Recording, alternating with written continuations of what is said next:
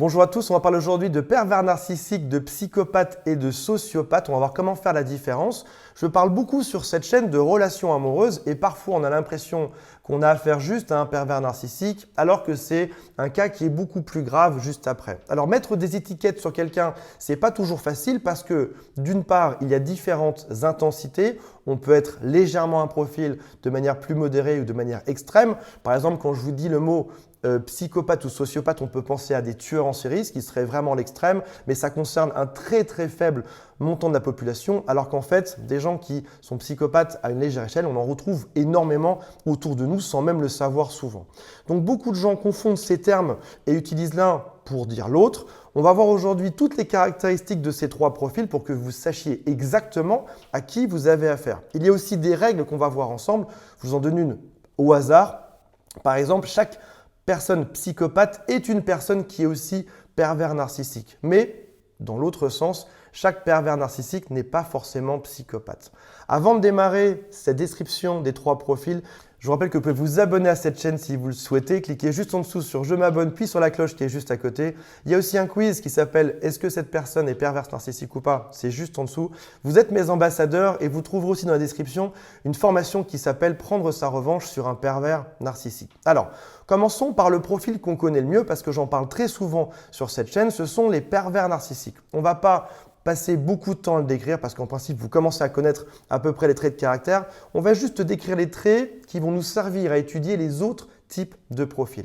Un pervers narcissique est une personne qui manque d'empathie de manière gigantesque. Il peut être soit grandiose, c'est-à-dire qu'en gros, il n'est pas sensible à la critique. Si j'ai le mot de critique, il n'en a rien à faire.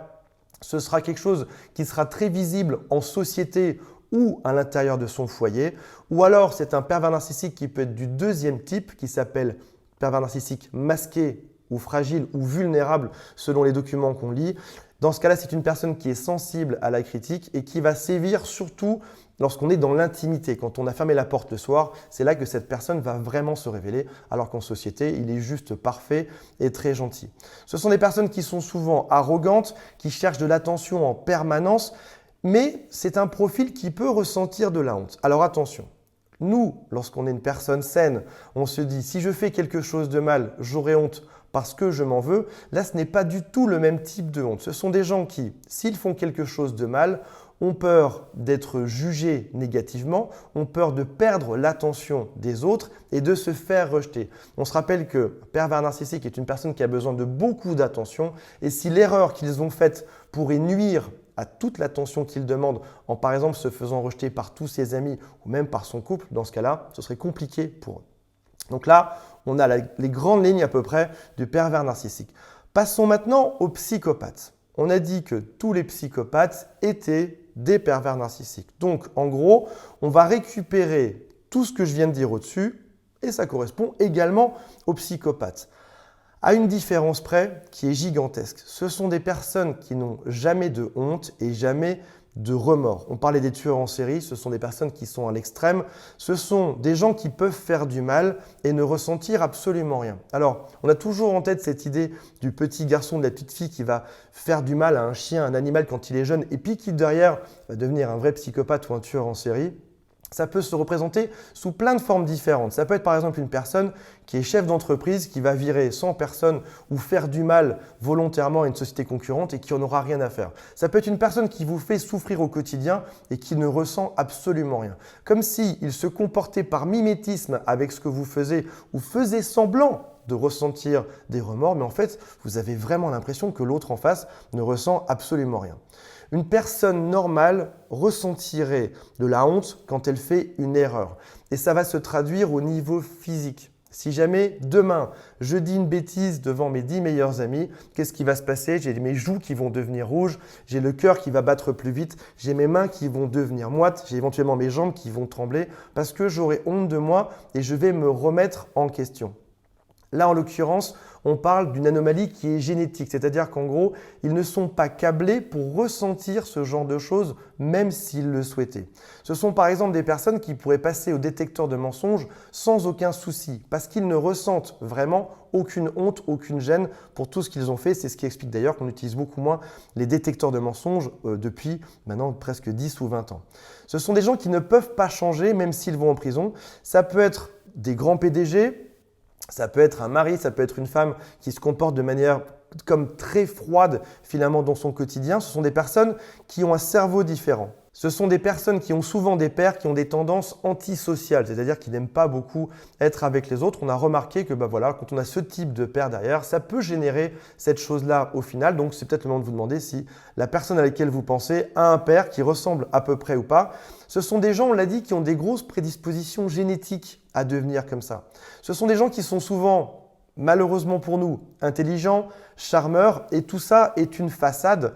Pour être diagnostiqué psychopathe au sens médical du terme, il faut avoir eu plein de signes avant ses 15 ans, c'est-à-dire qu'en gros, il faut avoir eu une enfance qui se soit passée comme ça pour qu'ensuite on sache avec certitude que ce n'est pas juste un coup de mou, une dépression ou quelque chose qui est passager. L'enfant doit avoir eu des faits de violence, de vol et surtout ne jamais avoir ressenti de mal ou de remords par rapport à tout ça. Passons maintenant au sociopathe, qui est souvent confondu avec soit antisocial comme on l'a vu, soit avec des psychopathes. C'est le terme qu'on mélange le plus réellement avec des psychopathes parce qu'en fait, ils ont les mêmes caractéristiques que les gens au-dessus à une différence près. Quand ils font quelque chose de mal, ils n'en ont rien à faire. Ils n'ont pas de remords, ils n'ont pas de regrets par rapport à ça. La différence, c'est qu'un psychopathe est né psychopathe, c'est-à-dire qu'en gros, son cerveau est différent et il est câblé pour ne rien ressentir, alors qu'un sociopathe a été créé par son environnement. L'exemple d'un enfant. Si jamais un enfant a été élevé dans un environnement qui est dur, qu'il a fréquenté des gens qui étaient très compliqués, qui l'ont martyrisé, il a pu s'entraîner à ne rien ressentir, à devenir comme ça après. Peut-être qu'il a eu besoin de répondre mentalement à une violence qui était physique pour faire face à des enfants qui étaient plus forts que lui. Donc, il a mis toutes ses émotions de côté, il les a cachées, il a mis une chape de plomb juste dessus. Ce sont des gens qui ont appris à devenir des personnes qui n'ont pas de sentiments. C'était nécessaire dans leur cas d'apprendre à ne pas avoir de sentiments juste pour se sortir d'une enfance ou d'un contexte qui était très compliqué. Si jamais tu apprends à briser des règles, si jamais tu apprends à rien ressentir pendant des années et des années, au bout d'un moment, tu vas devenir à l'aise avec ça.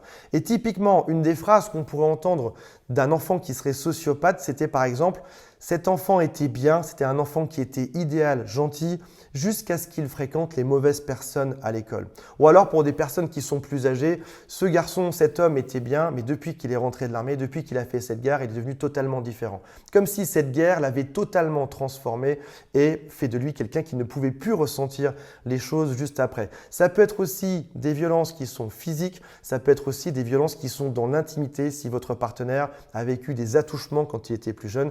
Il a pu mettre cette espèce de chape de plomb qui fait qu'il est totalement déréglé après. Encore une fois, méfiez-vous, ce n'est pas parce qu'il répond à un critère qu'il est forcément dans cette catégorie, mais ce sont des éléments de réponse pour emmener à ça. On ne peut pas définir une personne qui est sociopathe ou psychopathe, pervers narcissique en 5 ou 10 minutes sur une vidéo YouTube. Un sociopathe, par exemple, n'a pas d'idée des conséquences de ce qu'il va faire. Si jamais il a besoin d'argent, il va se dire très bien, allons voler la supérette du coin ou allons voler mon meilleur ami ou allons voler ma femme ou mon mari. Ça leur paraît normal, ils n'ont pas d'idée des conséquences de ce que ça peut provoquer juste après. Vous, par exemple, vous n'iriez pas voler parce que déjà, ce n'est pas dans vos valeurs et surtout, vous auriez éventuellement peur qu'on vous prenne la main dans le sac, que vous ayez une amende, que vous alliez en prison derrière. Ce n'est pas du tout le cas des sociopathes. Ils pensent de manière immédiate et répondent à leurs besoins de manière extrêmement immédiate. Ce sont des gens qui inventent, qui mentent et ce sont des personnes qui volent également. Si jamais vous avez espoir qu'un jour un de ces profils, un de ces 3 profils aille voir un psychologue, un thérapeute, un coach pour s'en sortir, pour comprendre tout ça, c'est peine perdue. Ils n'iront jamais voir ce genre de personnes, sauf dans une situation qui est de créer une triangularisation. Par exemple, ils vous emmènent en thérapie de couple et ils vont tout faire pour mettre le thérapeute de leur côté en mimant, en faisant semblant d'être la victime de quelque chose pour à la fin pouvoir dire à son partenaire ou son conjoint, tu vois, le psychologue dit que c'est toi qui as le problème.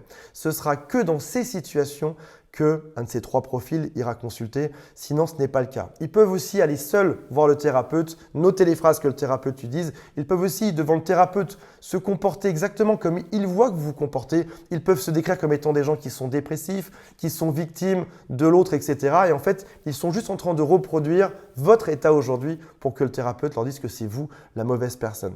Ce sont des gens qui sont dangereux. Ces trois profils sont extrêmement dangereux. Encore une fois, ça va dépendre de l'intensité de leur mal et de leur pathologie. Ce sont des gens qui sont aussi des caméléons et qui peuvent totalement modifier leur comportement pour obtenir ce qu'ils veulent. Ils sont intelligents, ils sont capables d'analyser, ils sont capables de reproduire des situations même si eux-mêmes ne ressentent rien. Ils vont étudier comment est-ce que l'être humain normal se comporte pour se comporter exactement de la même manière.